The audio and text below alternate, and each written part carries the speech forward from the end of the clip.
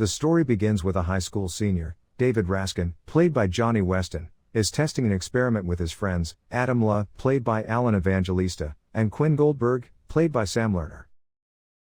The video is for a scholarship to MIT University.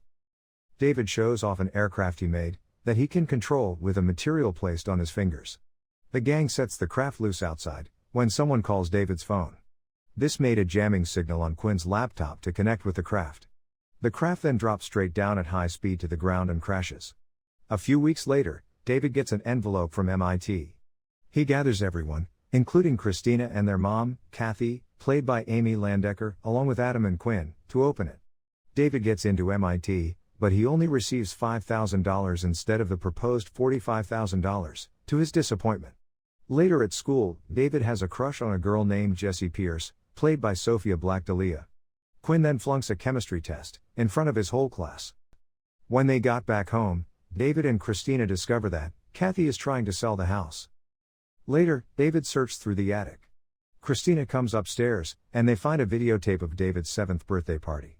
It was the last day the two saw their dad, Ben, before he died in a car crash. The two look at the video, and David notices something strange. He, in his current age, is physically visible in the video. He then shows the tape to Adam and Quinn, who both react with surprise. David obsesses over the video, and notices details like, he has a blue stain on his shirt, and that he's holding keys, with a ballerina figure keychain. He looks in his bag, and notices he's actually holding Jessie's bag. He goes over to return it to her, and awkwardly tries to talk to her. He returns the bag, and she congratulates him on getting into MIT. David and his friends goes to the basement, and they uncover a secret hatch in the floor that contains blueprints for a temporal relocation device, or a time machine. The boys get excited, and begin to gather the materials they need to build it. After a few failed tests, they steal hydrogen canisters from the school to properly charge their batteries. They manage to activate something that causes objects in the basement to levitate, but the batteries still keep short-circuiting. Jessie joins the gang, as they show her David's birthday video and prove to her what they can do. They get together that night in the neighborhood, and attempt to go back to one night ago. They activate the machine and jump through time.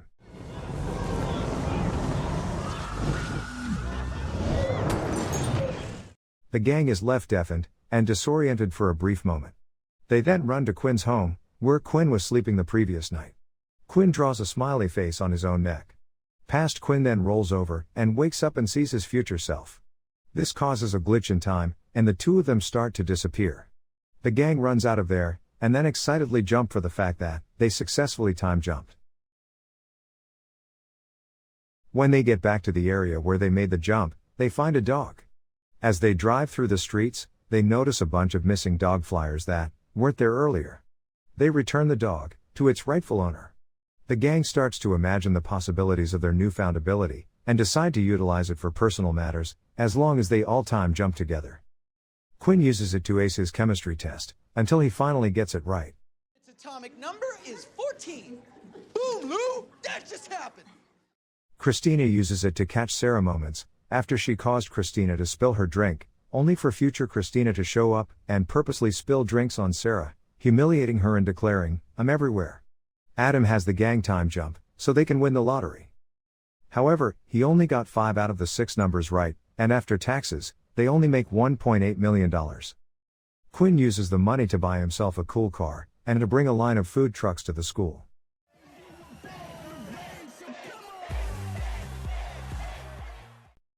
During class, David pulls the gang out of class, to meet under the bleachers. They jump to 3 months ago, for Lollapalooza. They watch their favorite bands play, and even score VIP passes, after getting them cheaply on eBay in the present, to go backstage and hang with the band. The gang has the time of their lives. They hang on water slides and party all day. Before the day is over, David goes over to Jessie, as she checks out the wall that says "Before the world ends," with a number of things people would do. Jessie drops huge hints to David, like going to the statement that reads, "Before the world ends, I wanna fall in love." David misses the chance to make his move, and they later jump back to the present, where only 41 seconds passed. Frustrated with his failure, David jumps back alone to Lollapalooza, and makes his move on Jessie. He kisses her, and then returns to the present. He's in his room, and tries calling Jessie, only to see her phone is on his desk. She emerges from the bathroom wearing only a towel. David asks her if they had sex. She says yes. The two become an item, but when they get to school, David notices odd things. The school's basketball captain, Justin, has a broken leg. Sarah walks by David crying. There's a banner hung up that reads, "Titans basketball, better luck next year." After school, David learns from Adam and Quinn that there was a plane crash that killed 77 people, including Sarah's dad, who was the pilot. The boys think that their time jumping is responsible for this, as well as the basketball team losing the championship. The gang meets up at night when David tells Adam that he jumped alone. Despite Adam telling him not to do it again, David jumps back alone to the night of the party. After he and the others kill the power, when they jump Christina's toy car, David runs into the street and pushes Justin out of the path of a car to prevent him from breaking his leg. The other partygoers hail him as a hero. David jumps back to the present and sees that not only did the team win the championship, but the plane landed safely. However, Adam lands in the hospital, following an incident after the basketball game.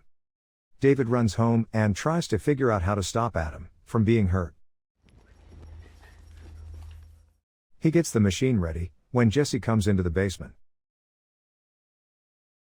They both jump through time, and David is forced to explain to her that he jumped alone to go back and make his move on her. Jessie is hurt and admits that she liked David since she first met him, and that she would use the machine to go back and meet him sooner. Then, Jessie's past self comes by, and once they see each other, she completely vanishes into thin air, leaving behind only her car keys, which David grabs. Seeing no other way out, David decides he must jump all the way back to his 7th birthday, to prevent the machine from ever existing. Quinn goes to his home after Jessie goes missing. David explains the whole situation to him, and apologizes for his mistake. The police then show up to David's home, suspecting him of being involved in Jessie's disappearance. David escapes his home and runs to the school. In the school, David takes one more hydrogen canister. He is able to fuel the machine, just as the cops barge in, moments before he makes the jump. David goes back 10 years, and makes it home. He sees himself in the mirror, right where the video first got him. He follows his dad to the basement, and they come face to face. Ben recognizes his son, and realizes he got the machine to work. David tells him that there are no second chances, and that they need to stop this. The two of them hug, and Ben leaves. David gathers all the components of the time machine, and burns them.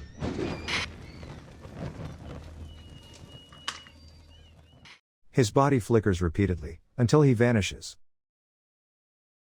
David is back in the present, looking in the attic, where Christina finds him. They find their dad's video camera, which has footage of what they were doing, and saying mere minutes ago. The gang is at school during the moment when David sees he has Jessie's bag. He goes over to give it to her with more confidence, and he repeats a statement that Jessie made to him the first time they spoke. When she asks how he knew what he was going to say, David leans in and says, "This is gonna sound crazy, but I think we're about to change the world." I hope you enjoy another episode of our movie recap. Until next time.